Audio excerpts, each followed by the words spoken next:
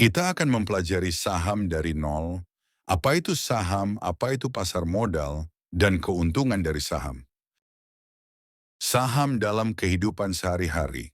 Untuk contoh, Pak Heru punya ide untuk berjualan bakso di lingkungan rumahnya. Pak Heru mencoba berhitung, modal yang harus disiapkan ternyata 10 juta rupiah. Dana yang Pak Heru miliki baru 7 juta rupiah. Lalu kekurangan dananya dari mana? Cari pinjaman ke bank, berarti akan muncul hutang, cicilan dan bunga. Atau mencari investor, berarti membagi kepemilikan dan keuntungan. Inilah pengertian saham sehari-hari.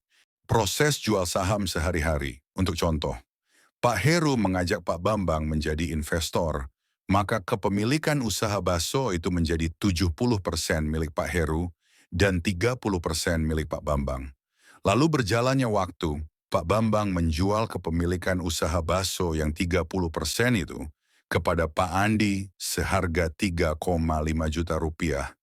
Terjadi kenaikan dengan asumsi nilai usaha sudah berkembang, tidak lagi 10 juta seperti nilai awal. Membeli saham berarti membeli kepemilikan usaha. Pasar modal adalah tempat jual beli kepemilikan atau saham. Akhirnya kepemilikan usaha bakso 30% itu sudah berpindah tangan dari Pak Bambang ke Pak Andi. Lalu dari Pak Andi bisa pindah lagi misal ke Pak Asep, pembelian kepemilikan, pembelian saham dengan harga yang bisa berbeda lagi.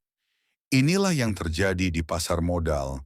Terjadinya jual beli saham, jual beli kepemilikan usaha atau perusahaan. Pengertian saham secara tekstual adalah penyertaan modal seseorang atau pihak, badan usaha, pada suatu perusahaan atau perseroan terbatas. Di swalayan aja ada saham. Saham itu harusnya tidak asing buat kita. Sehari-hari kita sangat sering berinteraksi. Contohnya saat kita berbelanja di swalayan. Saat kita berbelanja di swalayan, coba lihat produk-produk yang akan kita beli. Di balik kemasan produk, disebutkan produksi dari perusahaan apa.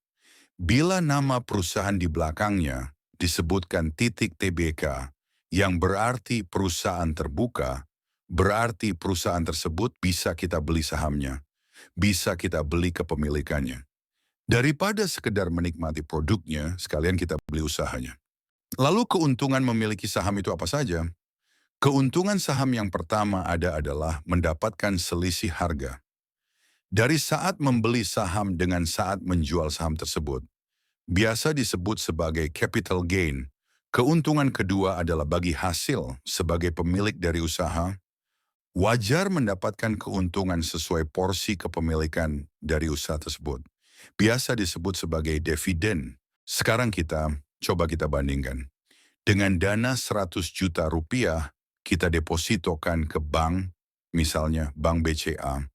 Berapa ya kita dapatkan selama 3 tahun terakhir? Bandingkan dengan dana 100 juta, kita belikan saham BCA. 3 tahun terakhir berapa capital gain yang kita dapatkan dan berapa dividen yang kita dapatkan? Jawab ya di komen. Nantikan video belajar saham selanjutnya. Terima kasih.